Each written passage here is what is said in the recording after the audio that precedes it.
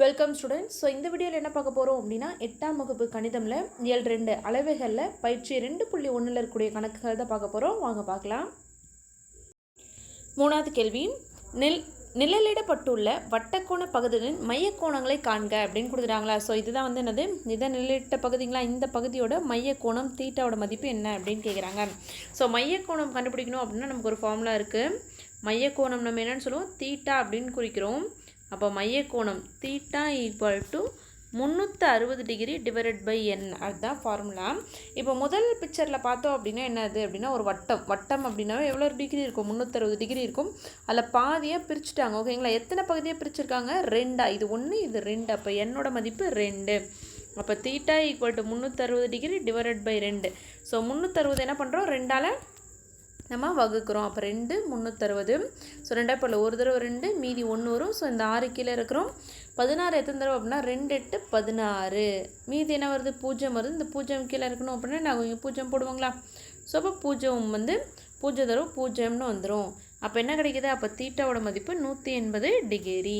அப்போ இதோட மையக்கோணம் என்ன, 180 டிகிரி. ஸோ இது 180 டிகிரி, இது 180 டிகிரி. அப்போ மொத்தமாக என்ன ஆகும், ஒரு வட்டத்தோட ஃபுல் கோணம் வந்து 360 டிகிரி அப்படின்னு நமக்கு கிடச்சிரும். ஓகேங்களா, இது சமமாக தான் பிரிக்கிறாங்க. அதே மாதிரி இதுலேயும் மையக்கோணம் தானே கேட்குறாங்க. மையக்கோணம் அப்படின்னா தீட்டா 360 டிகிரி டிவைடட் பை என். எத்தனை பகுதியாக பிரிச்சிருக்காங்க பாருங்கள், 1 2 3 4 5. கொஷின்லே சொல்லிட்டாங்க. எல்லா வட்டத்துலேயும் அந்த பகுதி எப்படி பிரிக்கிறாங்களாம், வட்டக்கோண பகுதி சமமா அப்படின்னு சொல்லிட்டாங்க. அப்போ எத்தனை பகுதியாக பிரிச்சிருக்காங்க, 5ங்களா. அப்போ 360 டிகிரி வகுத்தல் 5ன்னு போடலாங்களா. ஸோ இப்போ 5ஆல் என்ன பண்ணும், 360 வகுக்கிறோம். 5ஆல் 360 வகுக்கிறோம். ஸோ 5ஆம் வாய்ப்பாடில் 36, ஃபஸ்ட்டு 2 எடுத்துப்போங்களா, 36 எத்தனை தடவை வரும், 7 5 35ன்னு கிடைக்கும். மீதி 1ன்னு கிடைக்குங்களா. இந்த 0 கீழே இருக்கிறோம். 5ஆம் வாய்ப்பாடில் 10 எத்தனை தடவை வரும், 2 தடவை நமக்கு 10 அப்படின்னு கிடைக்கும். அப்போ 0 ஆகிடுங்களா. ஸோ அப்போ தீட்டாவோட மதிப்பு என்ன கிடைக்குது, 72 டிகிரி. அப்போ ஒவ்வொரு கோணமும் என்னவாக இருக்கும், 72 டிகிரியாக இருக்கும். அப்போ இது 72, இது 72, இது 72, இது 72, இது 72 எல்லாத்தையும் கூட்டினா நமக்கு என்ன வந்துடும். ஸோ இப்போ பாருங்களேன், 72 5 பெருக்குங்களேன், I2 10 மீதி 1 I7 35 1 36 360 டிகிரின்னு கிடச்சிருச்சுங்களா. அப்போ இதோட மையக்கோணம் 72 டிகிரி. இதில் 3வது சப்டிவிஷன், இதில் என்ன கொடுத்துருக்காங்க பாருங்கள். ஸோ எத்தனையோ பிரிச்சுருக்காங்க பாருங்கள். இதுலேயும் மையக்கோணம் தான் கேட்குறாங்க. 1 2 3 4 5 6 7 8 பிரிச்சுருக்காங்களா. அப்போ மையக்கோணம் அப்படின்னா என்ன formula, theta equal to 360 degree by என்னங்களா. ஸோ 360 டிகிரி அப்படியே போட்டோம். என்னோட மதிப்பு என்ன, 8.